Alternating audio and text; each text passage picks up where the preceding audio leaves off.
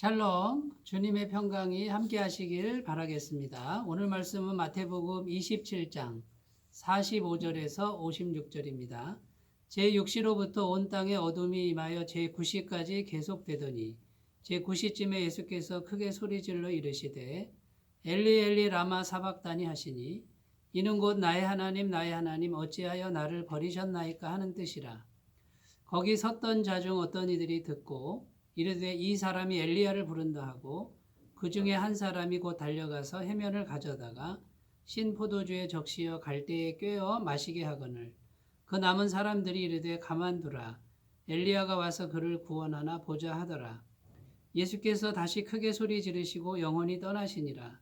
이에 성소 휘장이 위로부터 아래까지 찢어져 둘이 되고 땅이 진동하며 바위가 터지고 무덤들이 열리며 자던 성도의 몸이 많이 일어나되 예수의 부활 후에 그들이 무덤에서 나와서 거룩한 성에 들어가 많은 사람에게 보이니라. 백부장과 및 함께 예수를 지키던 자들이 지진과 그 일어난 일들을 보고 심히 두려워하여 이르되 이는 진실로 하나님의 아들이었도다 하더라. 예수를 섬기며 갈릴리에서부터 따라온 많은 여자가 거기 있어 멀리서 바라보고 있으니 그 중에는 막달라 마리아와 또 야고보와 요셉의 어머니 마리아와 또 세베대의 아들들의 어머니도 있더라. 아멘. 오늘 말씀은 십자가에 달리신 예수님께서 이제 영원히 떠나시는 그런 장면이 기록되어 있고요. 또 영원히 떠나신 후에 일어난 일들을 설명하고 있습니다.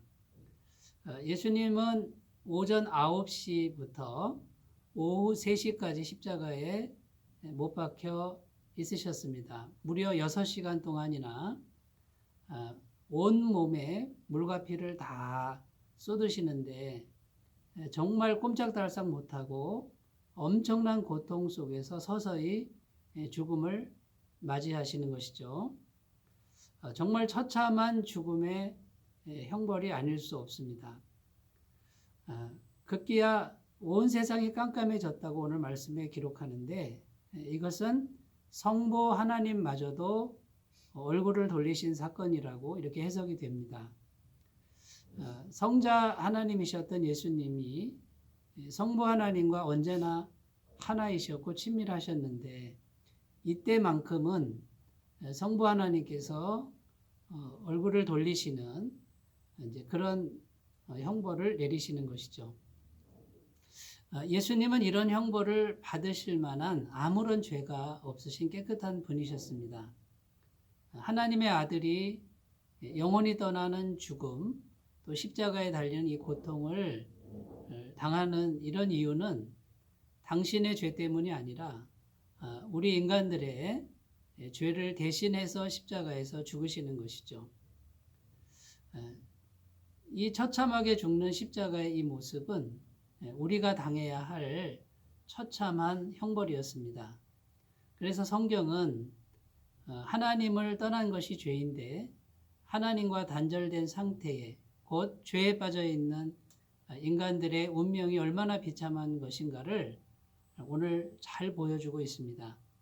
그런데 우리가 받아야 될 형벌을 죄 없으신 하나님의 아들이 대신 형벌을 받으셨다라는 것입니다.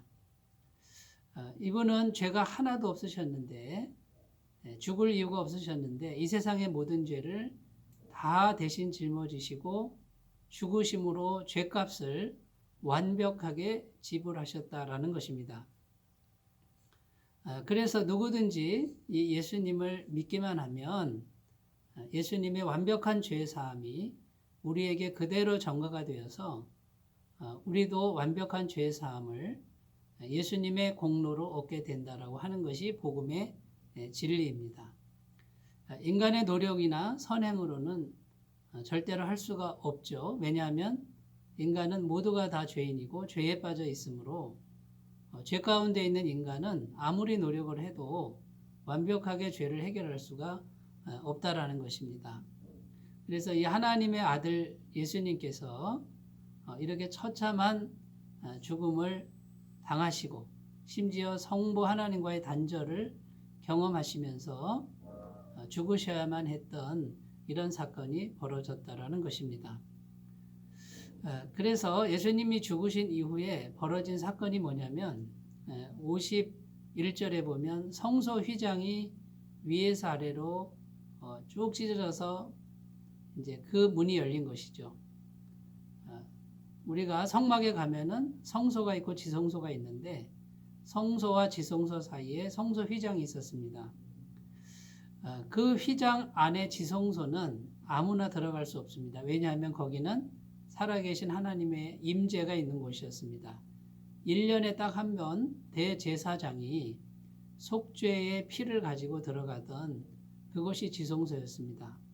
그런데 예수님이 죽으시는 그 시간에 성소 휘장이 위에서 아래로 찢어져서 그 문이 열리고야 말았습니다.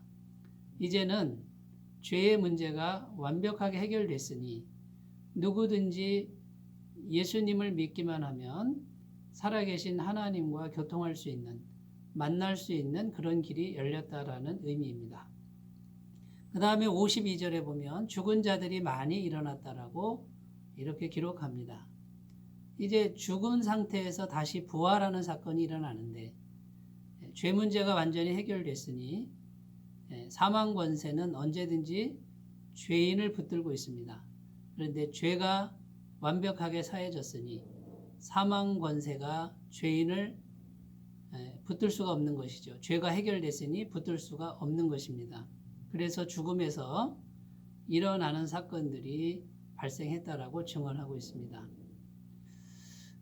오늘 성경 말씀은 예수님께서 처참하게 죽음을 맞이하시고 영원히 떠나시는 이런 사건이 우리에게 얼마나 놀라운 또 은혜와 혜택을 가져다 주는지를 또 잘 설명하고 있습니다.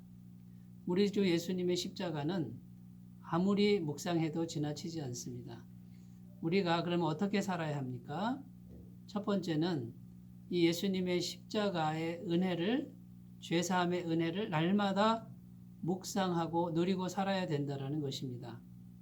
매일 주님의 십자가를 바라보면서 나는 완벽하게 죄사함 받은 존재라고 하는, 은혜 받은 존재라고 하는 믿음으로 늘 감사하면서 하나님 앞에 담대히 나아가야 될 줄로 믿습니다. 두 번째 또 어떻게 살아야 되겠습니까? 우리가 완벽하게 죄사함 받은 것은 주 예수님의 십자가 공로입니다. 우리가 그 은혜로 덧입음을 당한 것 뿐이지 우리의 죄인된 본질은 여전히 남아있고 죽을 때까지 우리 속에 죄는 역사합니다. 그러므로 필연적으로 우리는 죄와 싸우는 그런 싸움이, 영적 싸움이 절대적으로 피해갈 수 없는 그런 길이라고 할 수 있습니다. 그러면 우리는 어떻게 싸워야 됩니까? 이제 완벽한 죄 사함을 믿고 또 하나님 아버지의 성령께서 이제 우리에게 계속해서 들어오시는데 그 성령의 능력을 힘입어서 죄와 싸우는 싸움을 죽는 순간까지 싸우는 그런 삶을 우리가 살아가야 되겠습니다. 이것을 위해서 날마다 기도 생활과 말씀을 묵상하는 삶이 필요할 줄로 믿습니다. 세 번째는 어떻게 살아야 됩니까? 예수 그리스도 이름으로 무엇이든지 기도로 구하는, 담대히 기도하는 삶을 살아야 되겠습니다.